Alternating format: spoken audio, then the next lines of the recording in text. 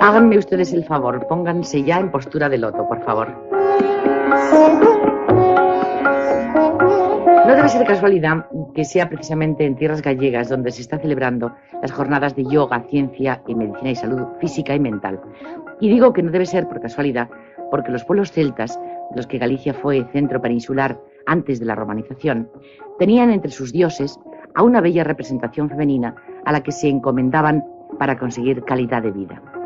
Era tal y, como les digo, la diosa de la calidad de la vida, que se emparejaba, por cierto, con el dios de la naturaleza, algo así como la calidad de vida a través de lo natural.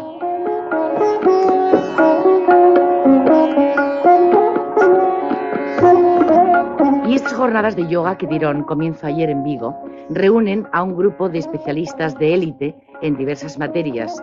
Están, por ejemplo, el profesor Rodríguez Delgado, el doctor Miguel Fraile y nuestros invitados esta tarde, que por cierto uno de ellos va a dar una conferencia hoy mismo a las 8 en Vigo, que es don Santiago Ramón y Cajal, solo que se apellida de segundo Junquera. Es nieto del Premio Nobel de Medicina. Don Santiago, buenas tardes. Hola, buenas tardes. Encantados de tenerle aquí. Gracias. Es usted una autoridad en anatomía patológica. Usted trabaja como profesor en las universidades de Madrid y Córdoba, ¿no? Sí, trabajé en la Universidad de Madrid bastantes años, luego pasé a... Bueno, estuve también en la Universidad de Santiago de Compostela. Sí. Luego estuve 2 años en la Universidad de Córdoba y actualmente en la Universidad de Zaragoza. Y debe pesar mucho eso de ser nieto del Premio Nobel don Santiago Ramón y Cajal, ¿no? Y Pues encima sí, pesa... llamarse como él, ¿no? Debe ser terrible. Bueno, no diría tanto como terrible, pero pesa bastante, sí. Bueno, también tenemos con nosotros a Manuel Agulla, que en nombre así yógico tiene, a ver si lo digo bien, Madhana Mohan. Casi aciertas. Casi, es un acercamiento que no está nada mal, pero... Si me permites te voy a llamar Manuel. Perfectamente. Bueno. O Madana, es más sencillo. Manuel o Madana, ambos nombres son correctos. Bueno, pues es el organizador, Manuel Agulla, organizador de estas jornadas sobre yoga, ciencia, medicina y salud física y mental. Colabora con sobresalientes personalidades en el campo de la espiritualidad y de la ciencia.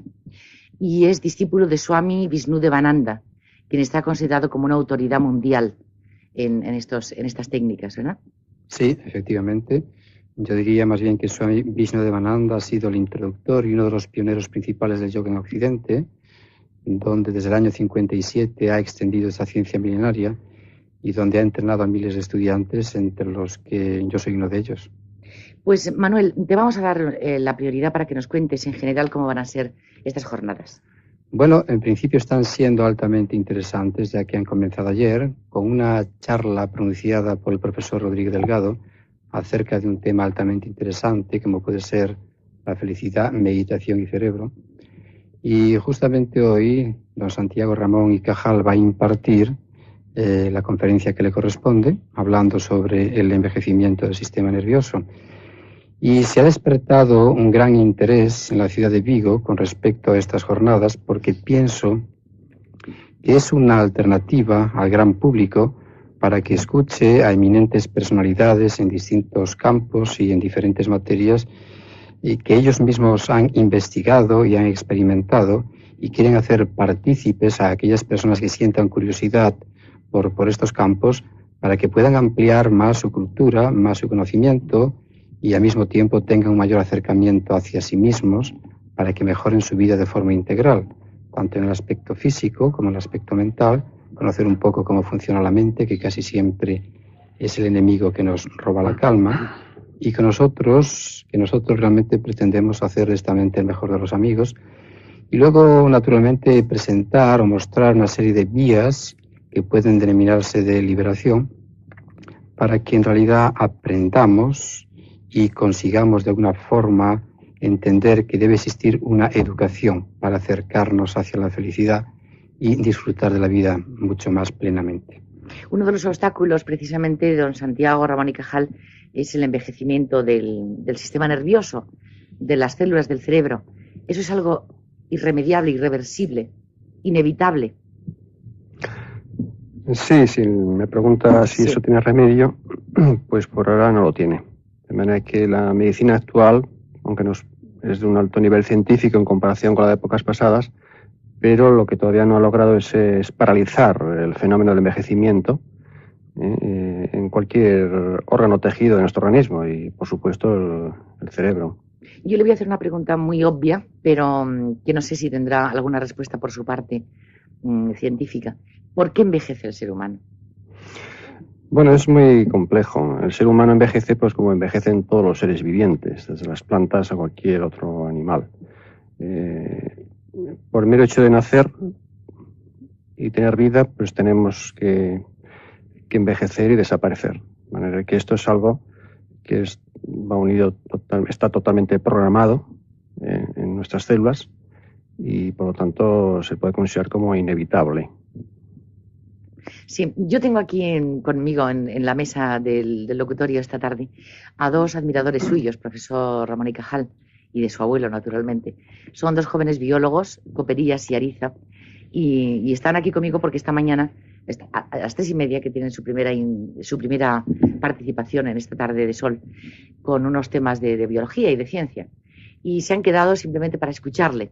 A mí me gustaría, como les veo aquí, son muy jóvenes, y les veo con caritas de quererle preguntar cosas. Yo les voy a dejar que le pregunten a usted también. La conferencia de suya esta tarde es envejecimiento del sistema nervioso. Sí, bueno, yo voy a hablar un poco en general de cómo envejecen los órganos más importantes del organismo humano y en concreto el sistema nervioso. ¿Queréis hacer alguna pregunta o voy yo? Yo tengo una. Venga. En primer lugar, encantado de conocerte, aunque sea radiofónicamente. Espero que algún día nos encontremos en persona. Pero yo tenía una pregunta que era con respecto a las enfermedades que actualmente pues aceleran el envejecimiento del cerebro y la destrucción de las neuronas, como es la enfermedad de Alzheimer. Sí. En la cual pues Rita Levi-Montalcini, que es una gran admiradora de Ramón y Cajal, pues comentó en una conferencia que hubo aquí en Madrid, pues la posibilidad de que quizás algún día este tipo de enfermedades pues puedan de alguna manera curarse, aunque esto es un futuro muy lejano todavía, porque se había descubierto un factor que aceleraba el crecimiento de las neuronas, que es el factor de crecimiento nervioso, sí. Y que se estaban haciendo unas experiencias, en fin, en Suiza y tal, y que bueno, que las cosas pues parecía que habrían un campo de esperanza. ¿Qué nos puedes comentar un poco acerca de esto? Sí, bueno, lo que ha descubierto Rita Levi-Montalcini, pues ha sabido que es el factor de crecimiento neuronal y en efecto, hace poco pues ha publicado trabajos en relación con la enfermedad de Alzheimer que son prometedores. Lo que pasa es que yo eso todavía lo veo muy lejano. Se trata de aplicar el factor de crecimiento neuronal a la posibilidad de regenerar el deterioro progresivo que tiene el sistema nervioso. Me parece que son trabajos muy interesantes, pero creo que todavía está lejano el momento que podamos aplicar estos descubrimientos, ¿verdad? Sí. Y por supuesto que los estudios sobre la enfermedad de Alzheimer pues están de moda en todo el mundo por una razón muy sencilla, porque es la enfermedad del futuro. La enfermedad de Alzheimer es probablemente la enfermedad más importante que va a haber de aquí a 20 años. Es una enfermedad, como ya sabéis, muy relacionada con el envejecimiento humano y como la población está envejeciendo muchísimo, pues es fácil saber que va a ser la enfermedad más importante de aquí a lo que queda de siglo. Según su experiencia, profesor Ramón y Cajal, ¿cree usted que el tipo de vida que hagan las personas, porque no todo el mundo envejece tan rápidamente en sus neuronas como unos sí y otros no, es decir, influye el tipo de vida que se lleve? El estrés al que uno se vea sometido, incluso por el carácter, ¿no? Sí, el fenómeno de envejecimiento es un fenómeno íntimamente biológico. Envejece igual un habitante de España que un habitante del Sudán. Envejecen exactamente igual. Lo que sí ocurre es que hay una serie de costumbres, de hábitos, sobre todo dietéticos, que van a influir mucho sobre el envejecimiento, pero no sea del cerebro, sino de otras partes también vitales del organismo, concretamente del sistema arterial.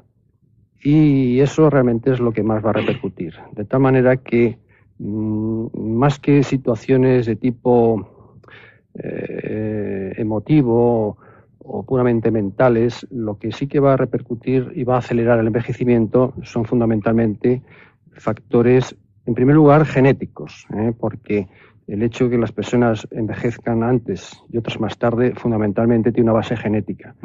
Y también son muy importantes hábitos higiénico-alimenticios.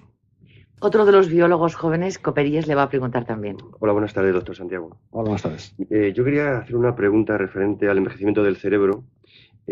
Todos sabemos que según vamos envejeciendo, pues vamos perdiendo memoria, habilidad mental.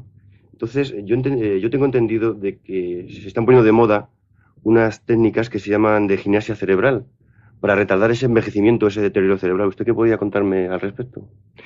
Sí, no conozco muy de cerca ese tipo de trabajos, pero realmente es difícil que se logre paralizar, ni siquiera amortiguar el lógico deterioro que va sufriendo el cerebro por ese tipo de gimnasia. Esa es mi opinión personal. Gracias. Sí, sin embargo, hay políticos, ha habido muchísimos casos y muchos ejemplos en nuestra historia contemporánea de políticos que llegan a los 90 años perfectamente lúcidos y gobernando un país, y sin embargo otras personas a los 50 años ya tienen esa enfermedad mental de pérdida de memoria o pérdida de facultades mentales, ¿no?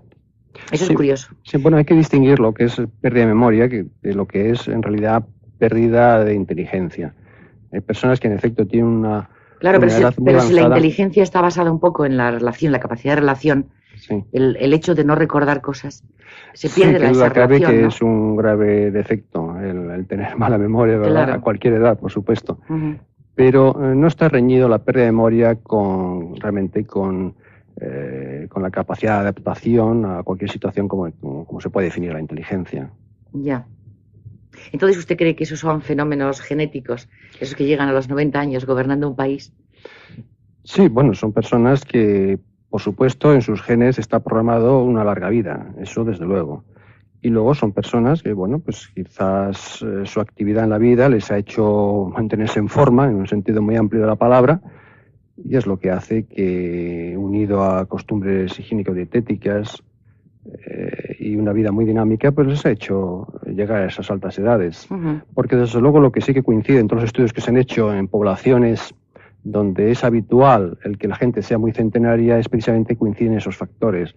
Personas que siempre han hecho una vida muy activa, siempre una vida muy similar en los diferentes periodos de la vida, unos padres generalmente también centenarios, en fin, es una serie de coincidencias de factores y estos pueden darse en cualquier población. Lo que ocurre, curiosamente, es que hay una serie de regiones en el mundo donde esto se da con más frecuencia. Uh-huh. Una de ellas, por ejemplo, es Abjasia, una zona que además está ahora muy conocida por importantes acontecimientos que está habiendo, ¿verdad? Pero en esta zona de la URSS, pues ahí precisamente es curioso cómo hay una importante población de personas que superan los 100 años. Qué bonito, ¿no? Pero si se llega bien, será maravilloso.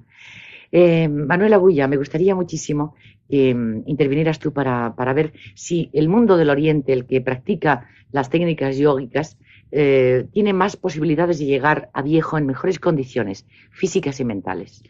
¿Y por qué? Sí, pienso que sí, por múltiples razones. La primera de ellas es que los yogis son unos científicos tremendamente profundos que lo que hacen es investigar en el laboratorio de su propia mente.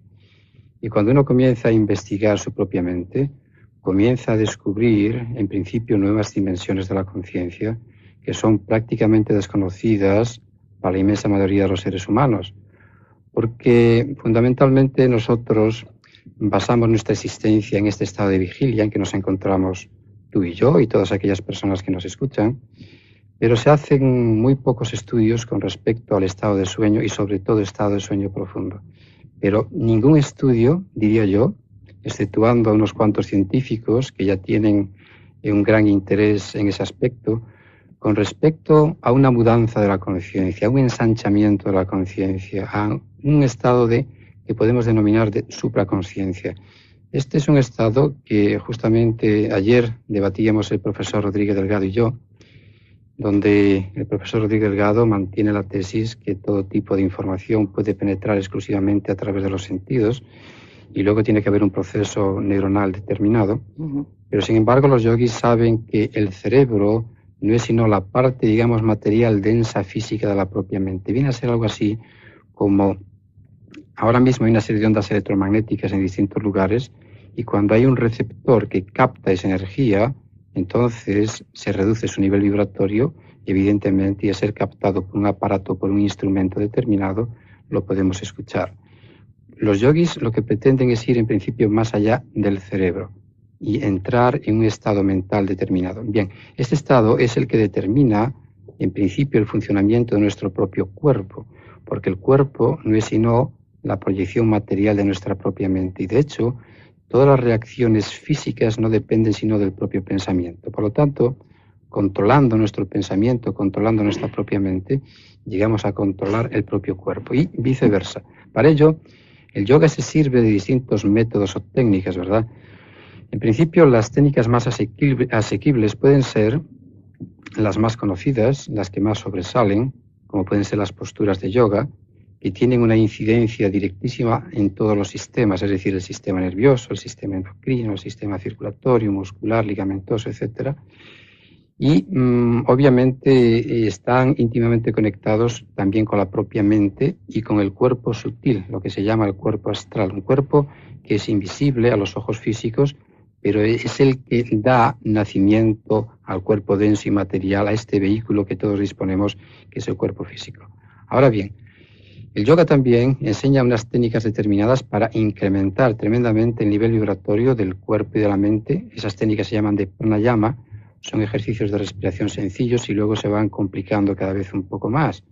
Con lo cual, respirar es vivir y vivir es respirar y la vida se puede prolongar mediante estas técnicas. Y hace una, digamos, incidencia especial en la dieta adecuada, exenta sobre todo de grasas animales, que por otro lado es una de las causas principales de las enfermedades degenerativas en la actualidad, como puede ser la hipertensión, arteriosclerosis. En vez de tener arterias flexibles y elásticas, son tremendamente rígidas, ¿no? Y luego, evidentemente, puede dar lugar a una serie de infartos, ¿no? Cerebral, se atascan las tuberías. De miocardio. Efectivamente, así es. Y bueno, hay técnicas de relajación que todo el mundo puede poner en práctica para que de esa forma uno pueda eliminar ciertos estados de estrés, de ansiedad, de angustia, de fatiga, etcétera. Pues yo creo que nos vamos a agarrar a un clavo ardiendo, Manuel Agulla, y nos vas a dar, si puedes, en un par de minutos, un poquito de esas técnicas de relajación. Te ponemos una música de fondo para que te ayude y nos puede relajar. Son las 5 menos 4 minutos de la tarde, 1 hora menos en Canarias, y podríamos aprovechar para hacer un relax y que pudieran escuchar los oyentes esta tarde, los que estén cerca de Vigo, puedan escuchar y asistir a la conferencia que va a dar don Santiago Ramón y Cajal Junquera, a quien le damos las gracias por su asistencia hoy a Tarde de Sol.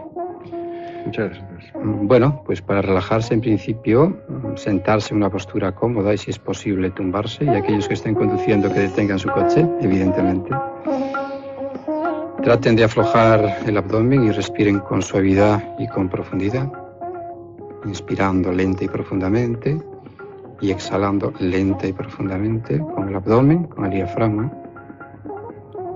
Y ahora, poco a poco, dejen ya que la respiración se efectúe por sí sola, de forma automática, y a través de este pequeño proceso de autosugestión vamos a enviar sugerencias de descanso y de bienestar a distintas zonas de nuestro cuerpo. En principio, mentalmente visualizamos los pies y los aflojamos. Los pies se aflojan, se relajan cada vez más y más. Pies, relax. Continuamos con los tobillos, las pantorrillas, las rodillas y los muslos. Y sentimos cómo se van aliviando, se van aflojando, se van descontrayendo, se van relajando cada vez más y más. Aflojamos el abdomen y el pecho, relajamos la espalda, la columna vertebral, relajamos las manos, los brazos, los hombros, el cuello. Sentimos ahora como los músculos faciales se van aflojando y distendiendo. Músculos faciales, relax, relax. Vamos notando cómo el cuerpo se encuentra cada vez más liviano, más y más ligero. El cuerpo está más y más relajado. Y para relajar nuestra mente, le enfocamos en observar mentalmente un lago muy en calma. Contemplamos la superficie del lago sin movimiento alguno, sin oleaje. Con esa imagen del lago que nos recomienda Manuel Agulla terminamos hoy Tarde de Sol. Tan relajados les veo, amigos, que yo ya también me estoy cayendo por los suelos. Con muchas gracias, Manuel Agulla. Gracias a ti. Gracias y enhorabuena, profesor Ramón y Cajal. Muchas gracias. Mañana estaremos aquí de nuevo, en Tarde de Sol, relajados y tranquilos. Sean felices, amigos. Hasta mañana.